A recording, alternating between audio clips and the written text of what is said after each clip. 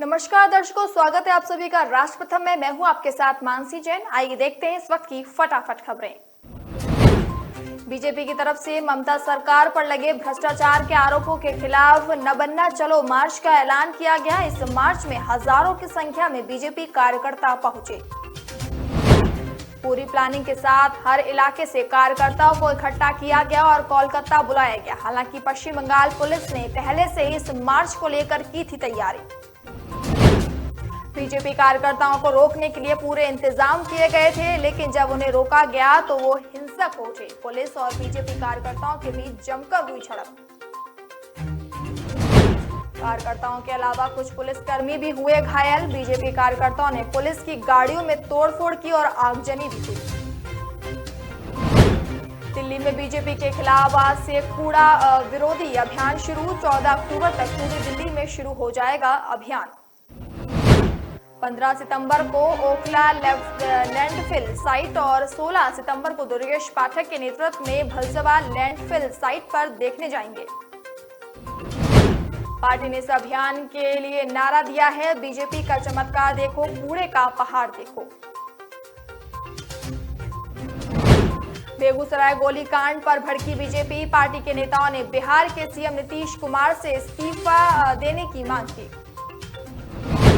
केंद्रीय मंत्री गिरिराज सिंह, नेता विपक्ष विजय कुमार सिन्हा, अश्वनी कुमार चौबे समेत कई नेताओं ने सरकार पर बोला हमला। विजय कुमार सिन्हा ने घटना को लेकर ट्वीट कर कहा कि बेगूसराय में हुए गोलीकांड की नैतिक जिम्मेदारी लेते हुए मुख्यमंत्री को गृह विभाग से इस्तीफा दे देना चाहिए।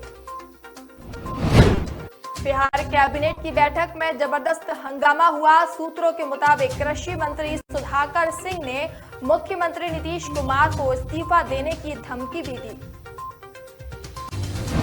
सीएम नीतीश कुमार ने कृषि मंत्री से उनके द्वारा हाल ही में दिए गए बयान को लेकर कहा, इस तरह का बयान देना नहीं है ठीक। सीएम नीतीश कुमार के इतना कहते ही कृषि मंत्री सुधाकर सिंह ने पलटवार कर कहा, क्या गलत है? ऐसा है तो मैं इस्तीफा दे देता हूं। रविवार को कैमरे में सुधाकर सिंह का कह दिया था कि कृषि विभाग के लोग चोर हैं और वो उन चोरों के सरदार हैं। सुशील कुमार मोदी की भविष्यवाणी, बिहार जेडीयू में मचने वाली है भगदड़, तेजस्वी यादव संभालेंगे गद्दी। सुशील मोदी ने कहा कि जल्द ही बिहार जेडीयू में भी विद्रोह होने वाला है, भगदड़ मचने वाली है। जेडीयू नेताओं को अपना भविष्य अब लग रहा है खतरे में। सुशील कुमार मोदी ने कहा, बिहार के अंदर पहली बार हो रहा है कि कोई मंत्री अपने ही मुख्यमंत्री को चुनौती दे रहा है और कह रहा है कि मैं चोरों का सरदार हूं। कांग्रेस के वरिष्ठ नेता कमलनाथ ने कहा, सत्तारूढ़ भारतीय जनता पार्टी निक्कर मामले को बेवजह तूल दे रही है।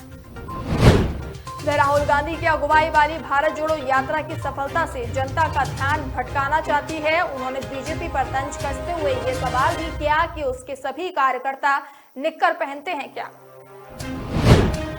राजस्थान के बूंदी में खेल मंत्री अशोक चांद्रा ने कहा कि विश्व में राजस्थान एकमात्र ऐसा प्रदेश है जहां ग्रामीण ओलंपिक में 30 लाख लोग उत्साह से खेल में भाग ले रहे हैं। उन्होंने कहा, ग्रामीण ओलंपिक आयोजन से फिट राजस्थान, हिट राजस्थान का सपना होगा साकार। यहाँ हिंडोली उपखंड मुख्यालय स्थित गणेश बावड़ी स्टेडियम में आयोजित राजीव गांधी ग्रामीण ओलंपिक खेल प्रतियोगिता के शुभारंभ समारोह को कर रहे थे संबोधित। मंत्री अशोक चांद्रा ने कहा कि दुनिया में इतनी बड़ी जन भागीदारी का खेल आयोजन आज तक नहीं हुआ।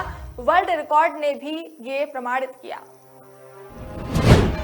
ऑल इंडिया मजलिस ए इत्तेहाद उल मुस्लिमी के राष्ट्रीय अध्यक्ष असदुद्दीन ओवैसी का राजस्थान दौरा आज हुआ शुरू। ओवैसी 2 दिन तक राजस्थान में रहेंगे। इस दौरान वह कई जनसभाओं को संबोधित करेंगे। ओवैसी इस दौरान जयपुर और सीकर इलाके का दौरा करेंगे। राजस्थान विधानसभा चुनाव में उतरने की घोषणा के बाद ओवैसी का ये पहला सार्वजनिक कार्यक्रम है और ओवैसी के तय कार्यक्रम के मुताबिक असदुद्दीन ओवैसी जयपुर में पार्टी कार्यालय में पदाधिकारियों की बैठक लेंगे। राजस्थान में अगले साल होने वाले विधानसभा चुनाव से पहले सियासी जंग हुई शुरू। गुर्जर महासम्मेलन में हंगामे के बाद बीजेपी और कांग्रेस आमने सामने। दोनों दलों के नेताओं ने सोशल मीडिया पर मोर्चा संभाल लिया। अशोक गहलोत सरकार में खेल, राज्य मंत्री पर जूता फेंकने से शुरू हुआ विवाद। गुर्जर आंदोलन के गोलीकांड मामले तक पहुंच गया। पुष्कर में हुई घटना से आहत अशोक चांद्रा ने सोशल मीडिया पर गुस्से का इजहार करते हुए लिखा था, आज एक अद्भुत नजारा देखा गया जब राजेंद्र राठौड़, जिन्होंने 72 लोगों को मारने का आदेश दिया था। हरियाणा की बीजेपी नेता और टिकटॉक स्टार सोनाली फोगाट की मौत पर रहस्य अभी भी बना हुआ है। इस बीच उनकी बहन ने हत्या के इस मामले में राजनीतिक एंगल की भी बात की। केंद्र सरकार ने फोगाट की मौत की सीबीआई जांच की सिफारिश को मंजूरी दे दी है। इस मामले में खाप पंचायत ने रविवार को एक बैठक कर इसकी सीबीआई जांच की मांग की थी। दिल्ली से लेकर उत्तर प्रदेश और बिहार तक आसमान में एक रहस्यमयी नजारा देखने को मिला। इस नजारे को देख लोग रह गए दंग। राज्यों की कई जगहों पर आसमान में एक चलती हुई ट्रेन सी दिखाई पड़ी। रात के अंधेरे में कतार लगाकर एक अजीब सी रोशनी आई थी नजर, जैसे मानो कि आसमान में कोई ट्रेन सी चल रही हो। इस घटना का वीडियो सोशल मीडिया पर हो रहा है जमकर वायरल। कोरोना वायरस को लेकर बड़ी राहत की खबर। देश में दर्ज हो रहे नए मामलों की संख्या 5000 से नीचे आई। पिछले 24 घंटे में 4369 नए मामले दर्ज, जिसके बाद कुल संक्रमितों की संख्या 4,45,04,949 हो गई। स्वास्थ्य मंत्रालय के जारी आंकड़ों के मुताबिक देश में इस वक्त एक्टिव मामलों की संख्या 40,347 है। मंत्रालय द्वारा जारी जानकारी के मुताबिक पिछले 24 घंटे में कोरोना के 3,50,468 टेस्ट हुए। वहीं कोरोना से मरने वालों के कुल मौत के आंकड़े को देखें तो ये संख्या 5,28,185 हुई। उत्तर प्रदेश की योगी आदित्यनाथ सरकार में पीडब्ल्यूडी मंत्री जितिन प्रसाद और व्यावसायिक शिक्षा मंत्री कपिल देव अग्रवाल और संसदीय कार्य एवं चिकित्सा राज्य मंत्री महेकेश्वर शरण सिंह 2 दिवसीय दौरे पर रायबरेली पहुंचे। उन्होंने हरचंदनपुर थाने में बने बैरिक का निरीक्षण करने के बाद सिरसा घाट के पास बने सड़क के चौड़ीकरण का भी निरीक्षण किया। साथ ही सरकार के कार्यों का गुणगान करते हुए विकास कार्यों के लिए बजट जैसी समस्याओं को खारिज किया। उन्होंने कहा, बरसात खत्म हो चुकी है, अधूरे पड़े सारे कार्य जल्द से जल्द पूरे कराए जाएंगे। जितिन प्रसाद, कपिल देव अग्रवाल, मंकेश्वर शरण सिंह सहित 3 मंत्रियों का समूह 2 दिवसीय दौरे पर पहुंचा है रायबरेली। बीजेपी 2024 के लोकसभा चुनाव से पहले इसी साल के अंत में होने वाले नगर निकाय चुनाव की तैयारी में जोर शोर से जुटी। यूपी में संगठन के दोनों लीडर नए हैं और दोनों के सामने सबसे बड़ी चुनौती नगर निकाय चुनाव है, इसीलिए लगातार मंथन है जारी। प्रदेश अध्यक्ष बनने के बाद भूपेंद्र चौधरी ने पहली बार मुख्यालय पर पार्टी के सभी पदाधिकारियों, मोर्चा के अध्यक्षों और क्षेत्रीय अध्यक्षों के साथ बैठक कर चुनाव में जीत की रणनीति पर चर्चा की।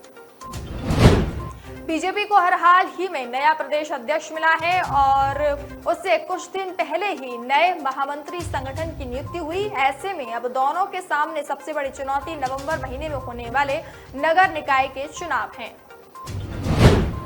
गौतम बुद्ध नगर के आम आदमी पार्टी के अध्यक्ष भूपेंद्र सिंह यादव ने प्रधानमंत्री नरेंद्र मोदी को एक पत्र लिखते हुए नोएडा समेत पश्चिमी उत्तर प्रदेश के जिलों को दिल्ली में शामिल करने की अपील की।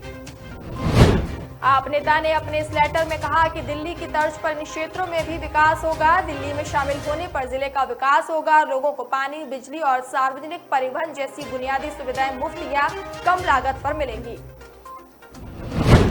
आप नेता ने लिखा कि दिल्ली की अरविंद केजरीवाल सरकार दिल्ली के लोगों को बिजली, पानी, शिक्षा, स्वास्थ्य, परिवहन जैसी बुनियादी नागरिक सुविधाएं मुफ्त या कम कीमत पर उपलब्ध करा रही है। हालांकि नोएडा समेत पूरा गौतम बुद्ध नगर जिला इन सुविधाओं से वंचित है। आप नेता ने पीएम मोदी को लेटर लिखते हुए कहा कि गौतम बुद्ध नगर को दिल्ली में शामिल करने के बाद दिल्ली की तर्ज पर सरकारी स्कूलों में भी गरीब बच्चों को अच्छी शिक्षा मिल सकती है। यूपी के हमीरपुर की जिला अदालत ने 28 साल पुराने दोहरे हत्याकांड में एक साथ 17 आरोपियों को उम्र कैद की सजा सुनाई। यूपी में एक साथ 17 आरोपियों को उम्र कैद का शायद ये है पहला मामला। दोहरी हत्या का ये मामला 28 साल है पुराना, जिसमें 25 लोगों के खिलाफ एफआईआर दर्ज हुई थी। इस दौरान 5 आरोपियों की मौत हो गई, जबकि 3 आरोपी अभी भी फरार। दोहरी हत्या का ये मामला जिले के कुरारा थाना क्षेत्र में चकोटी गांव का है। यहां 15 मार्च 1954 को पुरानी रंजिश के चलते 2 लोगों जसवंत और मोतीलाल की धारदार हथियार से और गोली मारकर हत्या कर सामूहिक हत्या को दिया था अंजाम। इलाहाबाद हाई कोर्ट में मथुरा के बांके बिहारी मंदिर में दर्शनार्थियों की सुरक्षा, उनके उचित रखरखाव की योजना बनाने की मांग को लेकर दाखिल जनहित याचिका पर सुनवाई की गई। प्रदेश सरकार की तरफ से अपर महाधिवक्ता ने कोर्ट को बताया कि सरकार के समक्ष 10 सितंबर को रिपोर्ट प्रस्तुत की गई। सरकार इस रिपोर्ट का परीक्षण कर रही है। कोर्ट से 2 सप्ताह का समय कार्य योजना को प्रस्तुत करने के लिए मांग की गई। कोर्ट ने 2 सप्ताह बाद 28 सितंबर को इस जनहित याचिका पर फिर से सुनवाई करने का दिया है निर्देश। मामले में मुख्य न्यायमूर्ति राजेश बिंदल एवं न्यायमूर्ति जेजे मुनीर की खंडपीठ अनंत शर्मा व अन्य की तरफ से दाखिल इस जनहित याचिका पर सुनवाई कर रही है। यूपी विधानसभा में सिटिंग अरेंजमेंट को लेकर एक बार फिर चाचा भतीजे आए आमने सामने। पहले प्रसपा प्रमुख शिवपाल यादव ने विधानसभा अध्यक्ष को पत्र लिखकर अपनी सीट अलग करने की मांग की थी, तो अब भतीजे अखिलेश यादव ने विधानसभा अध्यक्ष को पत्र लिखकर ये मांग की है कि शिवपाल यादव को अलग सीट दी जाए, क्योंकि वे प्रसपा के अध्यक्ष हैं। हालांकि तकनीकी रूप से शिवपाल यादव समाजवादी पार्टी के विधायक हैं। विधानसभा चुनाव से पहले चाचा भतीजे का एक हुए, लेकिन नतीजे ऐसे आए कि दोनों ने फिर अलग राह पकड़ ली। एक दूसरे से नाराजगी इतनी बढ़ी कि कई मौकों पर पत्र लिखकर एक दूसरे पर हमला कर चुके हैं। आजम खान दिल्ली के सर गंगाराम अस्पताल में भर्ती, दिल का दौरा पड़ने के बाद बिगड़ी है उनकी तबीयत। फिलहाल इस फटाफट खबर में इतना ही। आप मुझे दीजिए इजाजत। नमस्कार।